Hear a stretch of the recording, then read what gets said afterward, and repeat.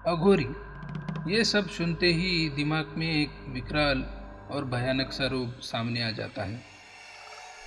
राख से लिपटे, इंसानी मांस खाने वाले, जादू टोना करने वाले साधुओं के रूप में इन्हें जाना जाता है।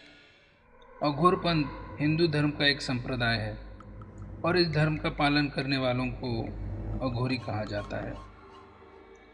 ये भारत के प्राचीनतम धर्म शैव यानी शिव साधक से संबंधित है। अघोरियों को इस पृथ्वी पर भगवान शिव का जीवित रूप भी माना जाता है। अघोरियों का जीवन जितना कठिन है उतना ही रहस्यमय भी। अघोरी की कल्पना की जाए तो शमशान में तंत्र क्रिया करने वाले किसी ऐसे साधु की तस्वीर आंखों के सामने उभरती है जिसकी वेशभूषा डरावनी होती है। अघोरी हम जैसों को तभी दिखाई देते हैं जब पहले से ही नियुक्त शमशान घाट जा रहे हो या फिर वहाँ से निकल रहे हो। और दूसरा, वे कुंभ के मेले में नजर आते हैं और शमशान में कुछ दिन गुजारने के बाद वह पुनः हिमालय या जंगल में चले जाते हैं। आमतौर पर लोग शमशान, मुर्दे का मांस व कफन आदि से घृणा करते हैं, लेकिन अघोर उन्हें अपनाता है। अघोरियों को ये जानना होता है कि मौत क्या होती है, आत्मा मरने के बाद कहाँ चली जाती है, क्या आत्मा से बात की जा सकती है। ऐसे ढेर सारे प्रश्न हैं जिनके कारण अघोरी शमशान में वास करना पसंद करते हैं। अघोरी किसी भी परिस्थिति में रह लेता है, जो मिले वो खा लेता है। रोटी, खीर, बकरा, यहाँ तक कि मानव शव मिले तो उसे भी खाने में परहेज नहीं करते। और जहाँ तक मैंने सुना है, अघोरी सड़े हुए पशु के मांस को भी बिना किसी हिचकिचाहट के खा लेते हैं। बस अघोरी गाय के मांस को छोड़कर बाकी सभी चीज़ों का भक्षण करते हैं। आप सभी को ये सवाल कभी ना कभी जरूर पड़ा होगा कि ये अघोरी हमेशा शमशान को ही अपनी साधना के लिए क्यों चुनते हैं। मान्यता है कि शमशान में साधना करना शीघ्र ही फलदायक होता है, क्योंकि शमशान में साधारण व्यक्ति जाता ही नहीं, इसलिए साधना में विघ्न भी पड़ने का कोई प्रश्न नहीं होता।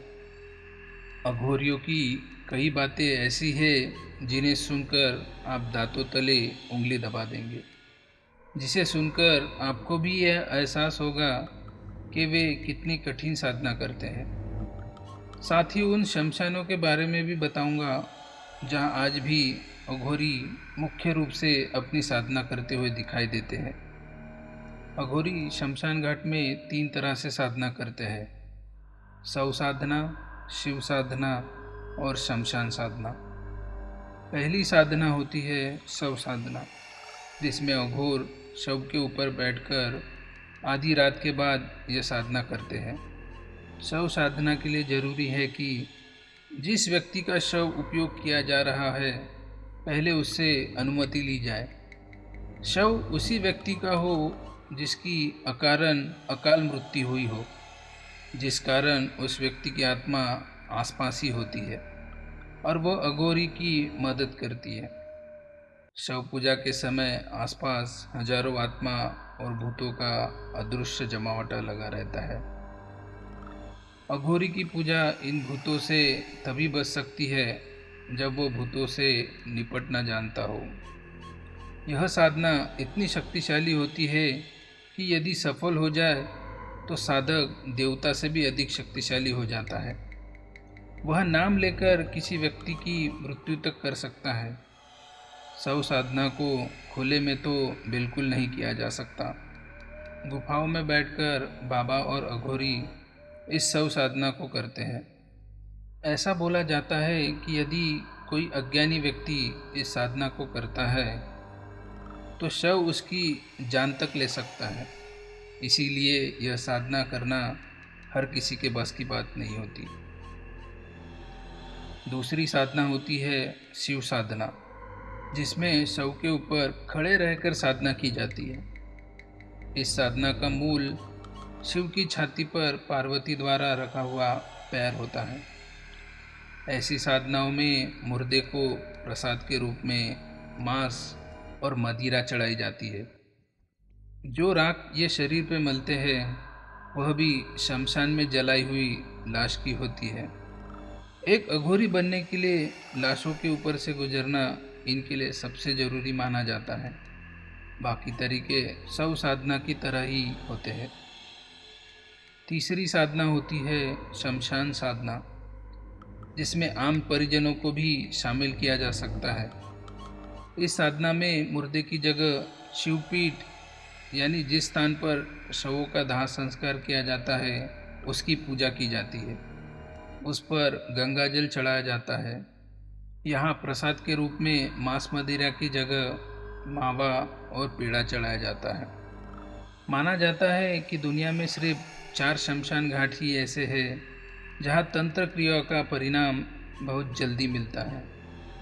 तारापीठ पश्चिम बंगाल, कामाख्य पीठ असम, त्र्यंबकेश्वर नासिक और महाकालेश्वर उज्जैन मध्य प्रदेश।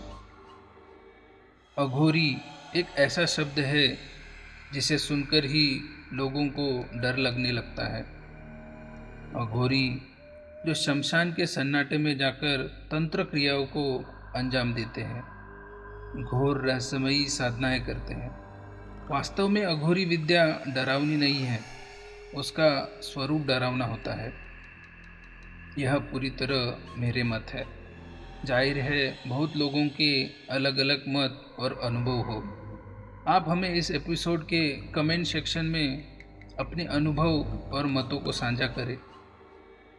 अघोरी के इस एपिसोड में हमने आपको अघोरियों के बारे में बताया और इसके बाद आने वाले अगले एपिसोड में हम आपको अघोरियों की कुछ कहानियाँ सुनाने जा रहे हैं। तो बने रहे हमारे साथ। मैं हूँ आपका होस्ट उमेश रोडके और आप सुन रहे थे अघोरी एक रहस्य, प्रोड्यूस बाय अनसुलझे रहस्य।